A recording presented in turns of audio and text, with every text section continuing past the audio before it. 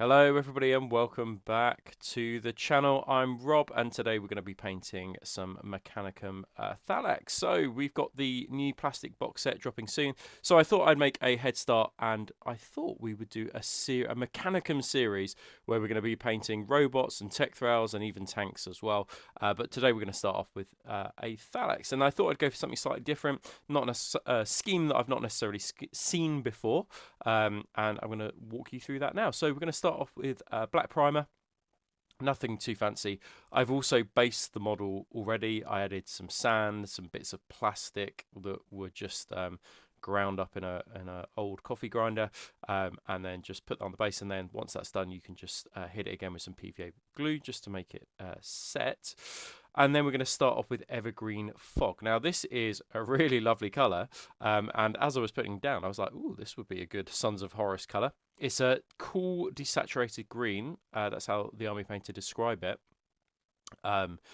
So yeah, I think it would be actually a perfect colour for Sons of Horus. We're going to go then with Forest Faun. Now this is quite a jump up, and you might be like, "Whoa, that is a big jump." Absolutely.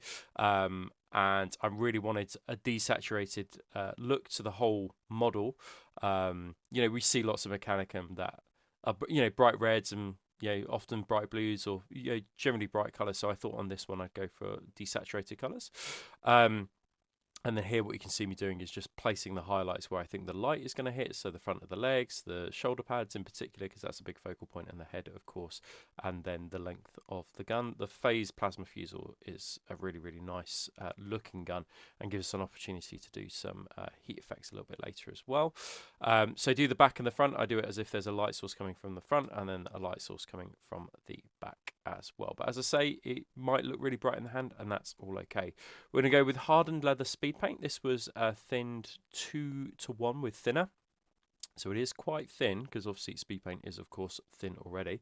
And then what you can see me doing here is just hitting this carefully into the shadows. Now, if you go a little bit over the top, there's nothing stopping you going back in with the Forest Faun just to re-establish those highlights. But if you can be careful at this stage, I would recommend it. And then you might be thinking, oh gosh, this is a bizarre looking scheme. You've got basically a top highlight that is a greeny pale white, and then you've got browns in the shadows. Well, it will all come together once we've used oil, so trust in the process. We're going to use micro set and micro sol to put down the transfers. Now, I've done loads of transfers videos before, so I'm not going to go into that much detail on this. All you need to know is you apply the micro set first, then the transfer over the top, and then you can see me using micro sol with a cotton wool bud and just going over the top just to lay it down nice and flat, and then leave it for a little while. And then we're going to go in with some Mossy Green. Now, the Mossy Green we're going to use as a kind of an edge highlight, but that perhaps suggests more precision than I'm actually using. So what I did was I just sponged onto the edges of the model this Mossy Green colour. It's very, very bright, brighter than the Forest Faun. And then you can see me just going in with a flat brush, just picking out the edges. So we're just rendering the edges of the model, but we're not taking too much time on it. This probably took me about a minute in total. But it renders it really nicely. We're going to use Obsidian Skin next, which is a really nice chipping colour if you're doing a light colour, so this one, or something like a white, for example. Obsidian Skin works really well, and this is just a bit of kitchen sponge. Obviously, when you're sponging, just knock off most of the paint onto a palette, or some dry place on the surface of a table or something like that, and then we're just adding chips on top. We don't need to go completely berserk with this. Okay, so dark sign purple, and we're going to mix this in with the tiniest little bit of burnt umber. But I'm going for the purple colour because it's contrasting. So I had a look on the colour wheel, did a little bit of research, found this colour on an online colour wheel, and then looked across at what was a contrasting colour, which would be good for a pin wash. Now, obviously, the contrasting colour directly would have been a desaturated purple colour, had quite a lot of greys in it. But actually I just saturated it a bit more on that color wheel, and I was like, oh yeah, this kind of looks exactly the color I want. And what I'm doing is I'm pin washing with a purple color. So we're using a little bit of color theory within our kind of battered THALLAX model, and actually, you know, putting it down, it's always a bit of a risk, isn't it? You know, most people would tend to use black or burnt umber or something like that, but actually we can use a little bit of fancy color theory in here, just to really accentuate the pin washing, and just make all the colors kind of pop. And that was my main aim here. Right, True Copper up next. You've seen me use it lots before. It's one I absolutely love. I have matted down the model with a matte varnish. Obviously, I used a gloss varnish before all the ores and the transfers, etc., etc. But I've done loads of videos about that, so you can check out the previous videos.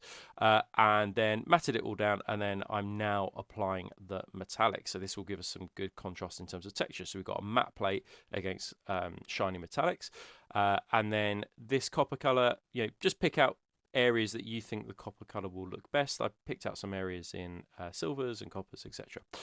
Dark red tone for the copper. Use it as a wash. You guys know how to do this by now. This is pretty simple. But you know, purples or reds as a wash for coppers tends to be what I would go to. And then what we're going to do is we're going to actually beat up these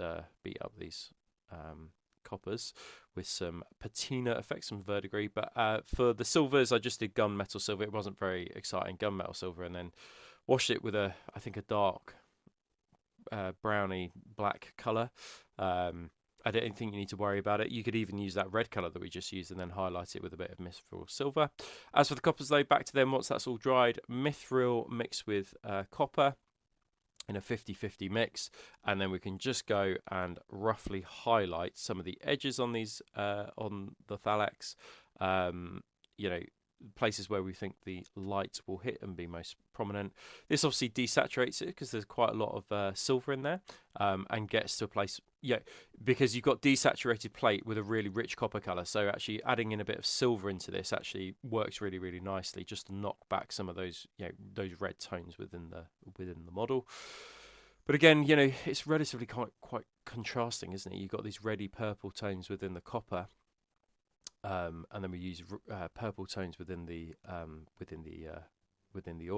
oil wash as well. So we've got, you know, we're using color theory a lot on this particular model. And then here you can just see me highlighting with a little bit of mithril silver some of those key places. You can use dry brush to do this, but I think because some areas that I painted are so small, you're probably best to use a normal brush. Deep Azure.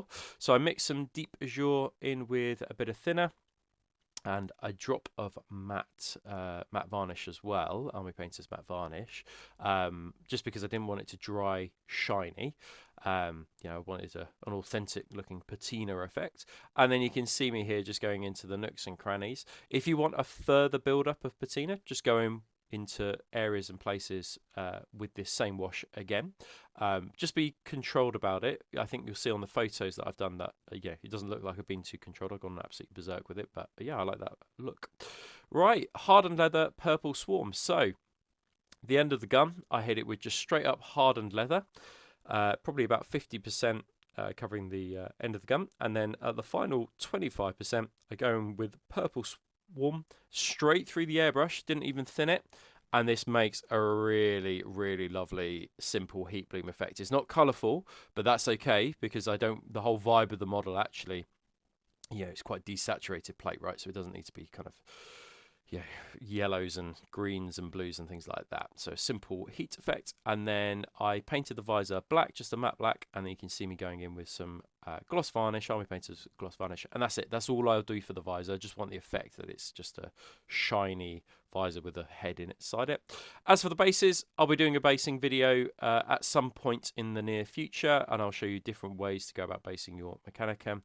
So if you haven't subscribed already, then make sure you do, because if you don't, you'll miss out on it. And then finally, we end up with our THALLAX that looks like this. I think that a really bright popping red base works really well for a model like this, like a desaturated green model. Again, thinking about contrasting colours, etc., etc. But yeah, guys, I hope you enjoyed this first one of my Mechanicum series. And make sure that you subscribe. Make sure you leave a comment so you don't miss any in the future. Take care, guys. See you soon.